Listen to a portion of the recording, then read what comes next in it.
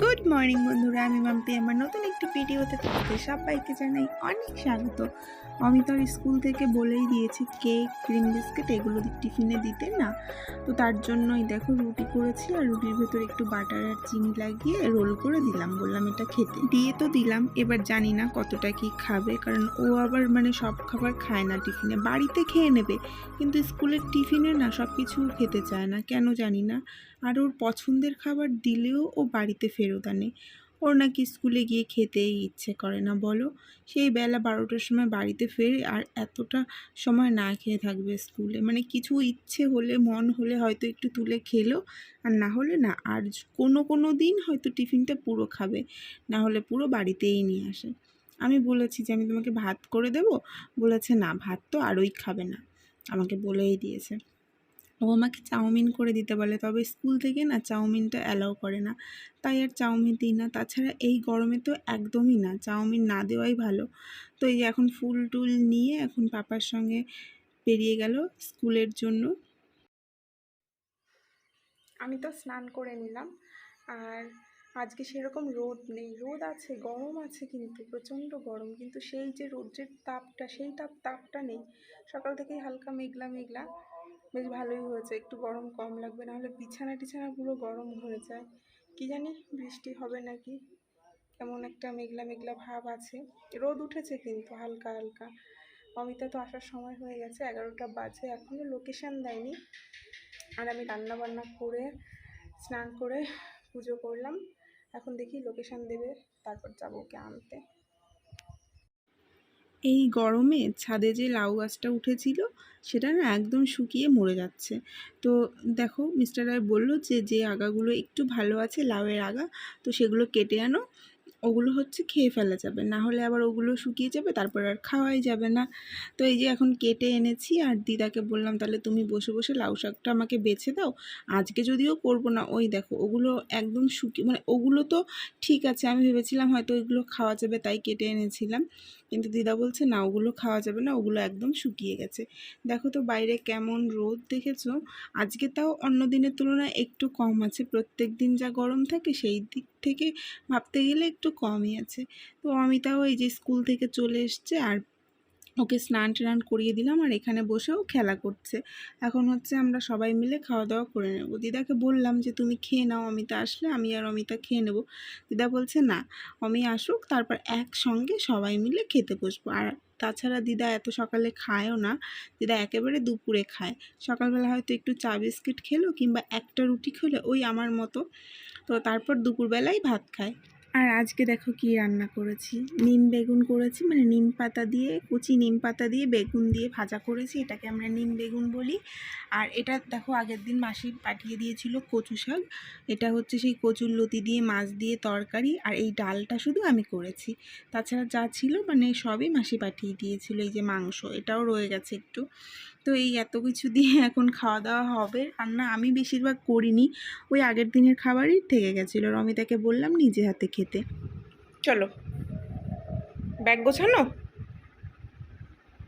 ঘুম পেয়ে যাচ্ছেন নাকি? চলে এসো মমি, আসো।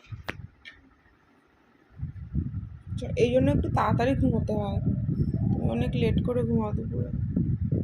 ব্যাগ গুছিয়ে রেখেছি। ব্যাগ আমি নেবো না, তুমি নেবে। আর এই যে ওইটা খুলে টুপি পরো, তারপর ওখানে গিয়ে টুপি আমাকে দিয়ে দেবে, আর ওই মাথায় হেয়ার ব্যান্ডটা পরবে। চলো ওঠো, নাও অমিতা, নাও টুপি। চলো।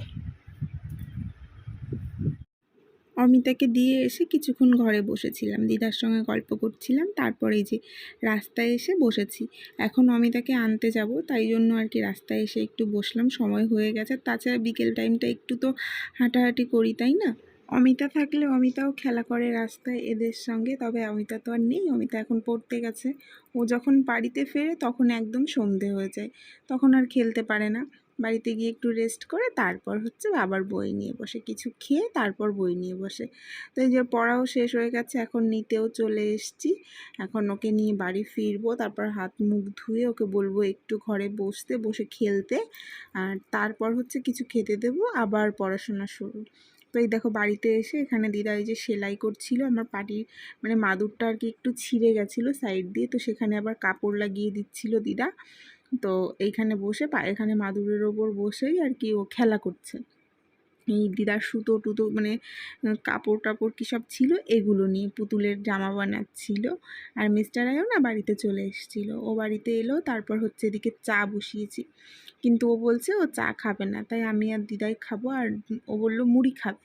তো তার জন্য একটু আজকে অনেক দিন পর পেঁয়াজ কুচি আর লঙ্কা কুচি দিয়ে মুড়ি মেখেছি। এমনি দিন তো শুধুই খাই, তবে আজকে একটু পেঁয়াজ কুচি আর লঙ্কা কুচি দিয়েছি এর ভেতর। আর এই যে কলার বড়া, এগুলো মাসি পাঠিয়ে দিয়েছিল, তো এটা অমিতা খাবে তাই ওকে দেবো। আর এই দেখো এটা আমার চা, আর দিদার জন্য চা আর মুড়ি দিয়ে এসেছি আগে। এখন আমি মিস্টার রায় বসে খাবো, আর বারান্দাতে বসেই খাচ্ছিলাম।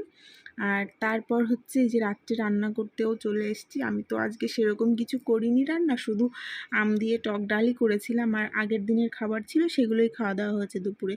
তো ডাল রয়েছে তাই একটু ভাতের ভিতর কুমড়োটা সিদ্ধ দিলাম। আর এই দেখো রান্নাঘরে এসছি, আর রাত্রেবেলা না তাও টুকটাক ভালোই বাসন হয়, সেগুলো ধুয়ে ভাত বসিয়ে আমার প্রায় আধা ঘন্টা লেগেই যায় রান্নাঘরে রাত্রেবেলা। ভাবি যে রান্নাঘরে শুধু ভাতটাই বসাবো আর কোনো কাজ থাকবে না, কিন্তু দেখো টুকটাক এইটা ওইটা করতে করতে অনেকটা সময় কেটে যায়। আর এই বিস্কুটের প্যাকেটগুলো দেখলে এটা হচ্ছে বয়মে রেখে দেবো। আর মিস্টারে আসার সময় নিয়ে এসেছিলো আটা ফুরিয়ে গেছিলো, ওকে বললাম আটা আনতে, তো নিয়ে এসছে।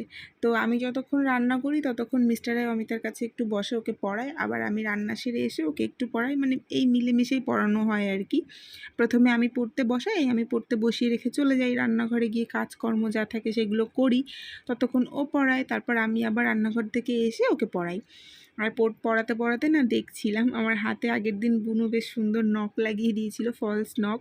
তো এই দেখো সেই নখটা একেবারেই আর কি মানে উঠে গেছে, এত কাজ করতে করতে উঠে গেছে। জামা কাপড় ধোয়া মানে ঘরের যা কাজকর্ম থাকে, তো আমি এই যে দেখছিলাম যে কেমন লাগছে দেখতে। আর এগুলো না জোর করে তোলা যাবে না নিজে থেকে আর কি, যতক্ষণ না এটা নিজের থেকে উঠবে ততক্ষণ হচ্ছে আমি ওঠাবো না, কারণ এটা তো আঠা দিয়ে লাগানো রয়েছে, এবার নিজে থেকে তুলতে গেলে না প্রচণ্ড ব্যথা হয়, সেই জন্য আর নিজে থেকে তুলবো না, যখন উঠবে ঠিক উঠে যাবে। আগের দিন লাগিয়ে দিয়েছে, আর আজকে দেখো তিনটে একা একাই উঠে গেছে। তো তারপর রাত্রেবেলা দিদাকে খেতে দিয়েছিলাম রুটি, কুমড়ো সিদ্ধ, আর এখানে আছে ডাল আর পাঁপড়। আমরাও সেম খাবার খেয়েছি, শুধু ভাত খেয়েছি আমরা, আর দিদা রুটি খেয়েছে রাত্রেবেলা।